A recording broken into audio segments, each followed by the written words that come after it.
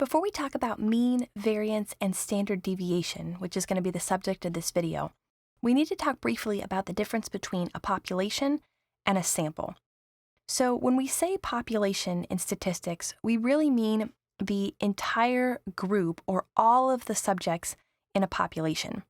So a lot of times, because we can't or don't want to study every single person, subject, object, whatever, in the population, we just look at a subset and call that the sample. What we hope is that if we have the entire universe of the population, so we call this whole thing here the population, and then we just extract just this portion here, we take that out and we call that the sample, we're hoping that this sample will be somewhat representative of the population as a whole. So if we just study a few of the subjects, then maybe that will give us an idea of what the population looks like. So in the polar bear example, maybe we find 100 polar bears. We use that for our sample. We study them, we collect data about those 100. We use them as our sample, and then we make inferences based on the data that we find about those 100 about the population. So maybe we would measure the height of all 100 polar bears in our sample, get a mean height for the sample, and then guess or infer that the population height is pretty similar to our sample, hoping that the sample was representative of the population. When it comes to mean, variance, and standard deviation, it's really important that we know whether we're talking about a population or a sample, because the formulas that we'll use to calculate mean, variance, and standard deviation differ from each other depending on whether we're looking at the population or the sample. So let's go ahead over here and make a chart. So we'll call this population, and then we'll call this sample. And then the first thing we want to differentiate is the number of subjects, or we'll just say subjects here. So when we talk about the number of subjects in a population versus a sample, when we're talking about the number of subjects in a population, we denote that with a capital N. So if you see that capital N, it means we have a population. We're looking literally at every single person, object, subject, whatever it is, in our population. When we have a sample, we use lowercase n, which means that we took a sample and the number of subjects in our smaller sample, our subset of the population, we describe with lowercase n. Which means then that when we're talking about the mean of a population versus a sample, the formula for the mean of a population and a sample is the same except for this capital N versus lowercase n. So remember before we found that the mean was the sum of all of the data points divided by the number of data points. Or to write that technically, we said mu, the mean, is equal to the sum from I equals 1 to n of x sub I, all divided by n. So for a population mean, we make both of these n's capital N's. But for a sample mean, we usually use, instead of mu, we usually use x bar, which means the mean of the sample. And the formula is exactly the same, except that we use lowercase n instead of capital N. So we have the lowercase n up here, and then we have the lowercase n in the denominator. Now, as we go here, we've already got the formulas for mean. We're going to go through variance and standard deviation, but let's work through an example on our way. So let's bring back our golf scores example. These are 18 golf scores from professional golfers. Let's say we had 18 golfers in our tournament. These are the scores that they shot today. So the number of subjects, n, if we're just interested in golf scores from this tournament from today, it would be the population, capital N. So we would say that capital N is equal to 18 because we have 18 scores. Then if we want to find the mean, we would say that mu is equal to, we would add all of these together, and 68 plus 67 plus 67 plus 68 plus 68, all the way on, we keep adding up to 75. we add all those golf scores together, we get a total of 1,250. And then we know that we have 18 data points, so we divide that by 18.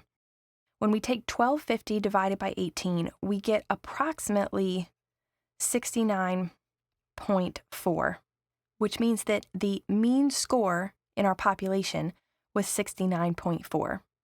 That should be pretty familiar to us because we've already talked about mean.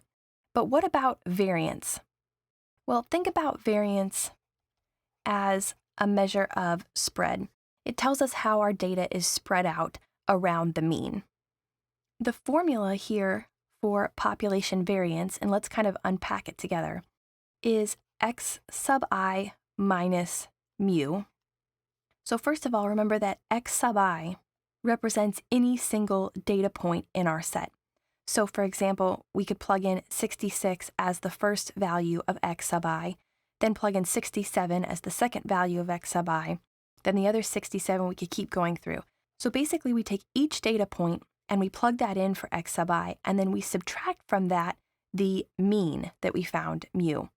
So what's that telling us? Well, it's really just giving us the distance between each data point and the mean. So for example, if we took this lowest value here of 66, and we subtracted from that the mean, 69.4, we would get a value of negative 3.4.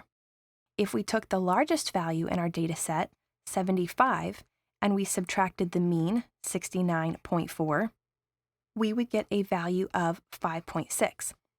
So what that tells us is that 66 is 3.4 below the mean, and 75 is 5.6 above the mean. In either case, we're just getting distance away from the mean. Then in the variance formula, we go ahead and square that distance. So when we square that, first of all, whether we took a data point that was to the left of the mean, like 66, and got a negative value here, or took a value that was to the right of the mean and got a positive value, when we square it, we're going to get a positive value in either case. So this value will always become positive, and then whenever we square a distance, what we get is an area. So if we have some distance, like 5.6 units, so we say this distance is 5.6 units, let's say. When we square it, really, we're just creating a square that is 5.6 by 5.6, and we're creating area instead of distance. So this x sub I minus mu squared gives us a piece of area. One of the reasons that we square this value in the variance formula is because it's really going to give more weight to outlier data. So the farther the data point is from the mean, the bigger square it will create. Later on in the course, we're going to see why this is helpful, because what we're going to try to do is minimize the size of all our squares. Obviously, every single one of these points will create a square of a different size. We're trying to minimize the size of the squares in order to minimize the variance. So that's what we do. We square the distance to get an area, and then we add all of those together. So we say starting with I equals 1 and going up to the very last data point in the population, capital N. And then we divide that whole thing by the number of data points we have, capital N for our population, and the variance is equal to sigma squared. The reason that we call the variance sigma squared instead of sigma is because standard deviation is just going to be the square root of this value, and we want that to be just sigma.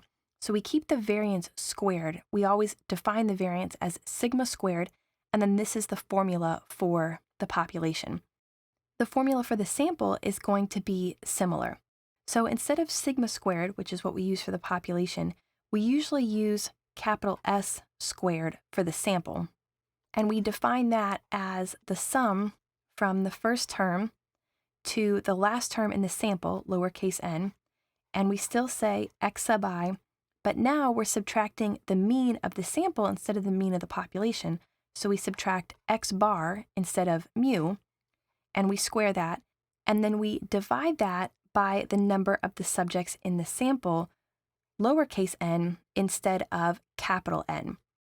When we're dealing with a sample, and this is something that I won't go into in this video, but using just the number of subjects in the sample, n, actually creates a biased value for sample variance. In other words, it doesn't give us a super accurate value for the sample variance.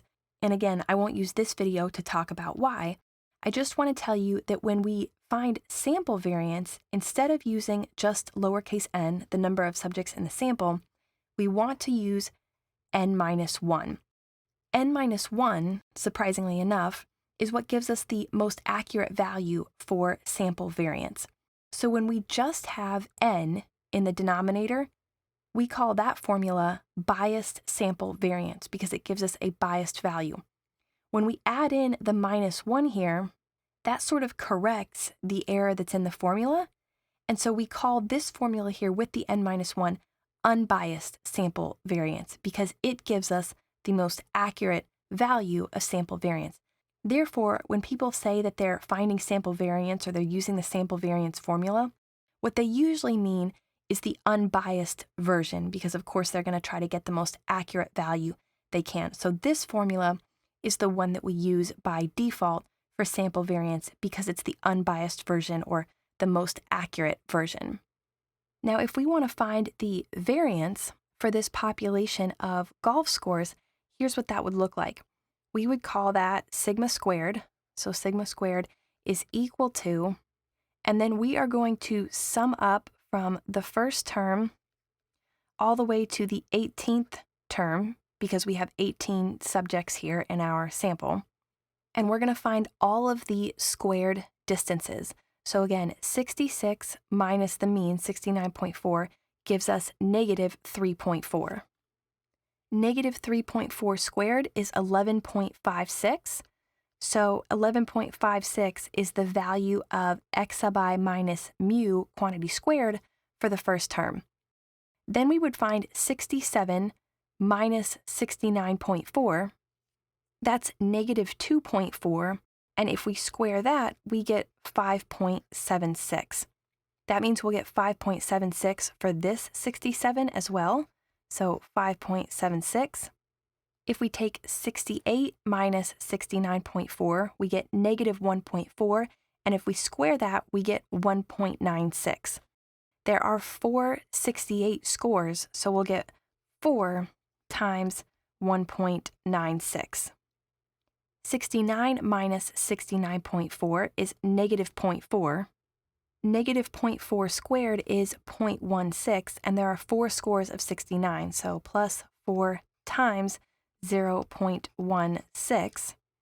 And what we would do is we would keep going with 70, 70, 71, 71, 72, 73, 75, until we got to the last score of 75, and we would add all of these together.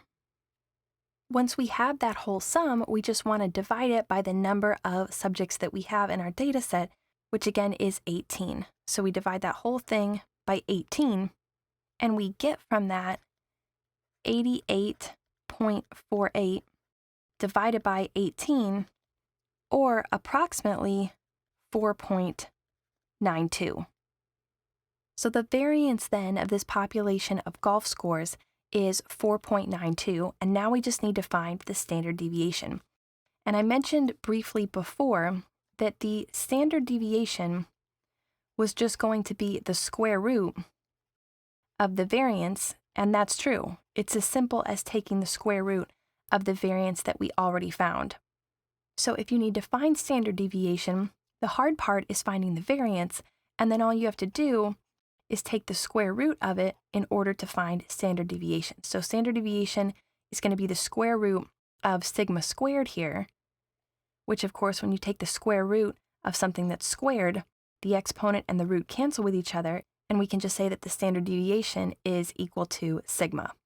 And then same thing here, sample standard deviation, because that was standard deviation for the population, sample standard deviation is going to be the square root of s squared, which will just be equal to capital S.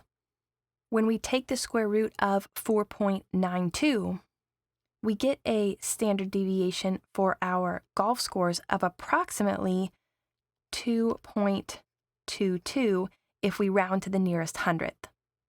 So that tells us that for our population of golf scores, we got a mean of about 69.4, a variance of about 4.92, and a standard deviation of about 2.22.